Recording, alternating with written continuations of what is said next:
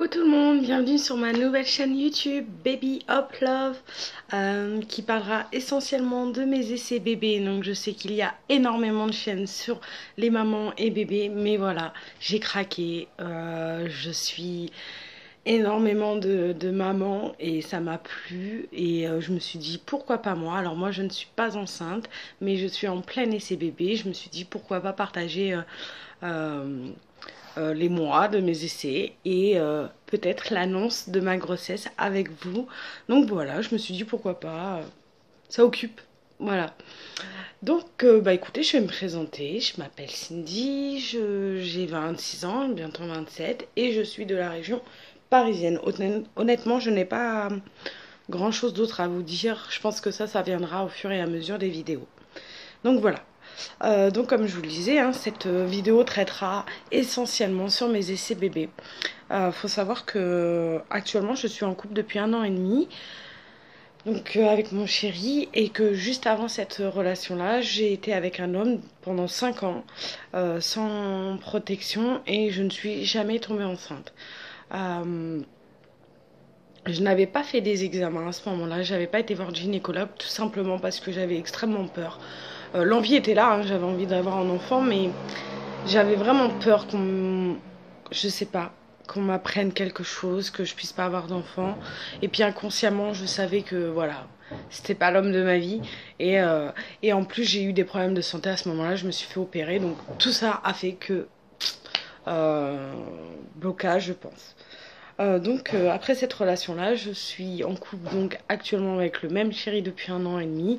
L'envie d'avoir un bébé s'est fait très vite pour l'un comme pour l'autre, puisqu'il a 30 ans, j'en ai 27 bientôt. Donc bon voilà, à un moment donné, et puis bon j'avais vraiment envie de ce bébé, et donc voilà, on s'y est mis pas tout de suite mais très rapidement. Voilà. Donc, euh, donc j'ai été voir un gynécologue, une gynéco, notamment, pardon, excusez-moi.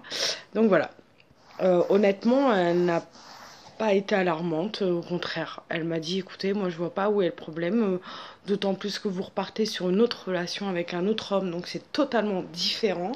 Et en plus de ça, vous avez eu des graves problèmes de santé, vous vous êtes fait opérer plusieurs fois, donc pour elle, en fait, il n'y avait pas de quoi s'alarmer.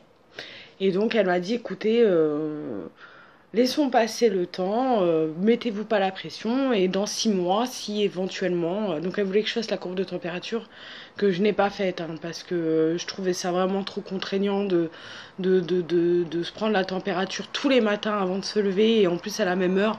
Non, je peux pas. En plus, à ce moment-là, j'avais un travail avec des horaires variables, donc je pouvais très bien commencer à 6 heures du matin ou à midi, et donc du coup, bah, on se lève pas à la même heure. Donc je l'ai pas fait. Et j'ai laissé en fait tout simplement le temps passer, et en fait j'ai laissé les 6 mois arriver en fait, et à se dire bon, on ira dans 6 mois si vraiment il y aura toujours rien. Et mois d'avril de cette année, euh, je vais aux toilettes, je vais faire mon petit pipi et je vois que j'ai des taches brunâtres. J'étais en plein milieu de mon cycle, donc enfin, je sais pas comment je sais pas, quand on n'a pas nos règles et qu'on est en plein milieu, je sais pas si c'est un cycle, si c'est un cycle menstruel. Donc j'étais en plein milieu et donc du coup je n'avais pas à perdre du sang, et ça ne m'est jamais arrivé, donc c'est vrai que ça m'a interloqué tout de suite. Et le lendemain matin, tout simplement, donc j'avais été voir sur internet et ça conseillait énormément de faire un test de grossesse. Donc le lendemain matin, je demande à mon chéri de y aller, et le temps de faire un pipi et de m'essuyer, le test était positif. Les deux barres se sont mis vraiment rapidement. Donc là, panique. Je pensais que le jour, parce que j'ai fait des tests de grossesse, j'en ai fait énormément, et ils ont toujours été négatifs. Et je pensais que le jour où j'allais découvrir mon test qui allait être positif, j'allais être la plus heureuse, et pas du tout. Ça a été même le contraire. J'ai eu une grosse angoisse, je me suis posé plein de questions, bon, du fait qu'en plus je perdais pas du sang, donc c'était brunâtre. Et faut savoir qu'en fait, je n'ai pas de chance dans la vie, donc je ne suis pas la plus à plaindre, mais j'ai pas de chance, c'est comme ça. Que ça soit dans les tâches administratives ou dans le boulot ou surtout dans la santé, je n'ai pas de chance et c'est comme ça. Donc je fais tout simplement avec. Donc tout paniqué, je dis à mon chéri, on va aux urgences, comme ça on aura la prise de sang, on aura l'échographie et on sera rassurés tous les deux. Donc on part. Alors cette journée, elle a été juste horrible puisqu'on est arrivé aux urgences, il me semble, il était 13h30. Et on est rentré à la maison, il était 23h. En sachant que dans une situation pareille où vous savez que vous êtes enceinte, mais il y a un problème, on ne sait pas c'est quoi, c'est juste horrible d'attendre, d'attendre et d'attendre. Euh, Surtout que donc j'avais eu la confirmation par la prise de sang que j'étais bien enceinte, mais que voilà. Et donc le monsieur, un médecin, un jeune médecin est arrivé pour nous féliciter de cette grossesse. Mais tout de suite après, elle nous a dit par contre, voilà, on suspecte une grossesse extra-utérine. Donc, qu'est-ce qu'une grossesse extra-utérine? C'est tout simplement à l'étape de l'œuf qui passe au moment de la fécondation, qui passe dans la trompe de Fallope pour aller dans l'utérus. Et ben, il se bloque dans la trompe. Mais lui se développe dedans et la trompe ne peut pas recevoir un œuf et se développer. Donc c'est pour ça que ça s'appelle extra-utérine et pas intra-utérine puisque c'est pas à l'intérieur. Donc bah forcément la première question que je me pose c'est juste de me demander s'il y a moyen, s'il y a moyen de garder tout simplement ce bébé. Et il me dit non, quand il y a grossesse extra-utérine ce n'est pas possible, c'est comme ça, l'œuf ne peut pas se développer hors que de l'utérus, c'est comme ça, c'est la nature. Donc là, il le suspectait, ce n'était pas sûr encore. Parce qu'en fait, aux échographies, on ne voyait rien, que ça soit dans l'utérus ou dans les trompes, il n'y avait strictement rien. Donc ils m'ont tout simplement demandé de retourner dans un autre hôpital qui était beaucoup plus qualifié dans la gynécologie 48 heures après pour vérifier déjà de base si le taux HCBC dans mon sang avait doublé, puisque quand vous êtes enceinte, normalement il doit doubler toutes les 48 heures. Donc 48 heures après, donc le mercredi, je vais à cet hôpital-là. Pareil, prise de sang, test d'urine, et tout patap. Enfin voilà. Et de là, le résultat de la prise de sang annonce que mon taux n'a pas doublé. Il a augmenté, mais il n'a pas doublé. Et il a augmenté, mais pas de beaucoup. Donc pour eux, la grossesse extra-utérine, elle est là, c'est obligé. Mais on ne voyait rien à l'échographie. Et pour eux, ça commençait à être inquiétant, puisqu'une grossesse extra-utérine, c'est très dangereux. Ça peut l'être, en tout cas, si c'est pas décelé. Puisque une fois que l'œuf se développe et que la trompe, l'œuf n'a plus de place, bah tout simplement la trompe explose et vous faites une hémorragie. Vous pouvez vraiment mourir et ça fait extrêmement mal. Donc voilà. Euh, Donc on apprend ça.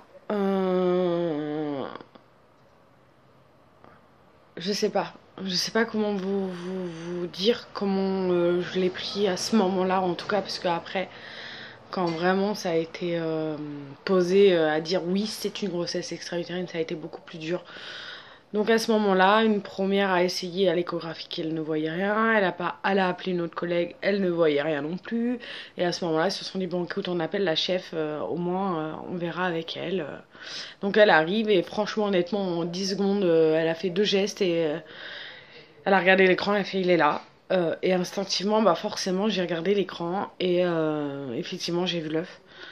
Ça fait très bizarre parce que même si on entend le médecin qui nous dit que c'est qu'un œuf, il n'y a pas de cœur qui bat, c'est même pas un fœtus, c'est rien, c'est même pas un embryon.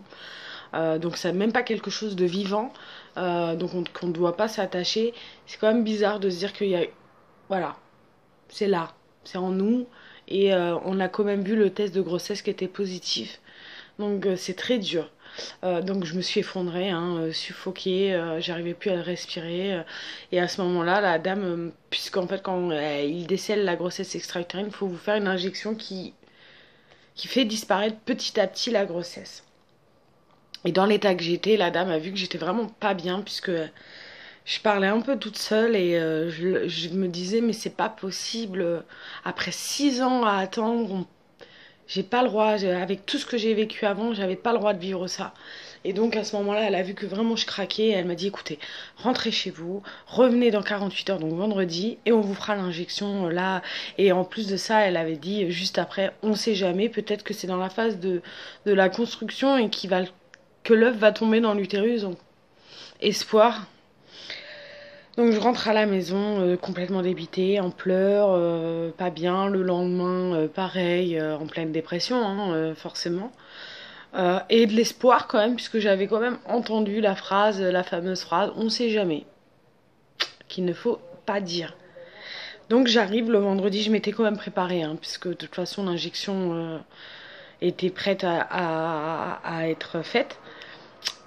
Voilà, donc j'arrive et ils me font faire les premiers examens avant quand même l'injection, donc prise de sang, test d'urine, toujours la même chose, on sait jamais. Et comment vous dire, franchement, après ces examens-là, j'ai eu une énorme douleur en bas du ventre comme je n'ai jamais eu. J'ai des règles douloureuses, donc je sais ce que c'est d'avoir mal au ventre, mais là, non, c'était pas une douleur, c'était plus que ça. Donc, je me suis levée, j'étais tout simplement voir la dame de l'accueil. Je lui ai dit, écoutez, j'ai vraiment trop mal en bas du ventre. Et ils ont compris. Ils ont compris, et franchement, en un quart d'heure de temps, sans vous mentir, je me suis retrouvée au bloc. Puisqu'en fait, à l'échographie, c'était l'œuf commençait vraiment à se développer et la trompe n'avait pas explosé, mais en tout cas, il y avait une déchirure. Donc, elle était prête à exploser. Une fissure, en fait. Pas une déchirure, une fissure. Et au moment où ils m'ont opéré, en fait, la trompe battait tellement qu'elle est très prête à exploser. Donc, j'ai vraiment bien fait de partir aux urgences. Et donc, la trompe a tellement été abîmée qu'ils me l'ont retirée. Donc, résultat, pas de bébé et une trompe en moins. Donc quand je vous dis que je n'ai pas de chance, voilà, en tout cas au niveau de la santé, je n'ai vraiment pas de chance. Euh, je sais pas quoi vous dire de plus, puisqu'en fait là c'est passé hein, depuis le mois d'avril, là on est au mois de presque septembre, demain on est au mois de septembre. Honnêtement ça a été très dur, j'ai été en dépression, je vais pas vous le mentir. Donc oui, ça a été très très très très très dur, mais voilà. Euh, on n'a qu'une vie et je reste dans le maintenant en tout cas, puisque avant ça n'était pas le cas, mais en maintenant en tout cas je pense positif. Je ne me mets aucune pression et je me dis que de toute façon je suis tombée enceinte une fois, donc naturellement, donc il n'y a pas de raison que je ne retombe pas enceinte. Et puis avec la médecine qu'il y a aujourd'hui, même si j'avais un problème, ça me fait moins peur en tout cas. Et donc voilà. Voilà pour ma première vidéo de présentation. Je voulais juste vous parler de ça puisque je pense que ça part de là. Hein. Même si avant j'avais essayé, mais là vraiment ça part de là. Donc voilà les filles, je pense que je vous ai un peu raconté ce qui se passait actuellement. Et là donc je suis... Donc il faut savoir quand vous faites une grossesse extra-utérine, que vous vous faites opérer, vous êtes obligé d'être sous pilule pendant 3 mois. De toute façon, quand je suis sortie de l'hôpital, il était hors de question pour moi que je retombe enceinte. Il ne fallait pas me parler de retomber enceinte. Pour moi, c'était pas possible. Donc, le premier mois, je l'ai suivi, mais à la lettre. Deuxième mois, jusqu'à la moitié du mois, j'ai commencé à espacer. Et le troisième mois, non, l'envie est revenue et non. J'avais peur que ça me dérègle ou je sais pas. Donc j'ai arrêté. Et là donc je suis donc avril, mai, juin. Donc on va dire que c'est depuis le mois de juillet que j'ai recommencé mes essais. Donc là je suis à 2 cycles. 2 cycles. Donc là je reviens d'avoir mes ragnagnas. Donc je ne suis pas enceinte. Donc voilà. Donc je pense que je referai une vidéo au milieu du mois, mais sinon je ferai une vidéo par mois en fin de mois pour vous dire réponse oui ou non. En tout cas voilà, j'espère que ça vous a plu. Mettez des commentaires, posez-moi des questions, j'y répondrai, il n'y a pas de souci. Et en tout cas je vous fais des gros bisous et je vous dis à la prochaine. Et voilà, gros bisous, salut!